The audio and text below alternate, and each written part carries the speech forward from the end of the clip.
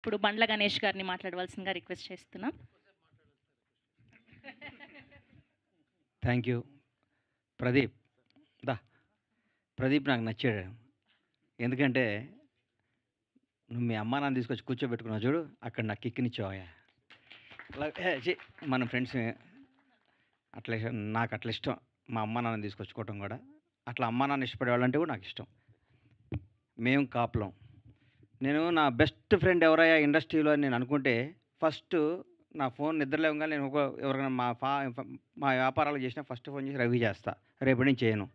ఈ రోజు వరకు ఇది నేను తీస్తున్నాను నాకు చెప్పరా, నేను చాలా హర్ట్ అయ్యా, నిజంగా చెప్తున్నా. తప్పు కదా, నువ్వు తప్ప రవి? నిజంగా నేను చాలా బాధపడ్డాను. ఎందుకంటే నాకు ప్రతి నా విషయంలో ప్రతి నా ఫ్యామిలీ విషయాలు ప్రతి ఒక్కటి నేను రవితోనే షేర్ చేసుకుంటా, ఎవరితో షేర్ చేసుకుని. ఇంకా అప్పులం పెట్టాం కదా, కన్ఫ్యూజ్ అవుతావు దానికి. చాలా నువ్వు తప్పు రవి, అంటే నాది వన్ సైడ్ లవ్ అని ఇప్పుడు అర్థమైంది. Thank you, all the best. Anuradha గారు, కౌముది, ఈ సినిమాకి వర్క్ చేసిన మన సీను, గెటప్ సీను కానీ అందరికీ ఇది చాలా నాకు గమ్మత్తుగా. ఇప్పుడే 17 రోజుల్లో షూట్ చేసామన్నారు. 17 రోజులు ఇంత క్వాలిటీతో ఇంత అద్భుతంగా తీశారంటే మేము ఇంకెంత వెనకబడి ఉన్నామా, 100 రోజులు 500 రోజులు 600 షూట్ చేసేవాళ్ళు అనిపిస్తుంది.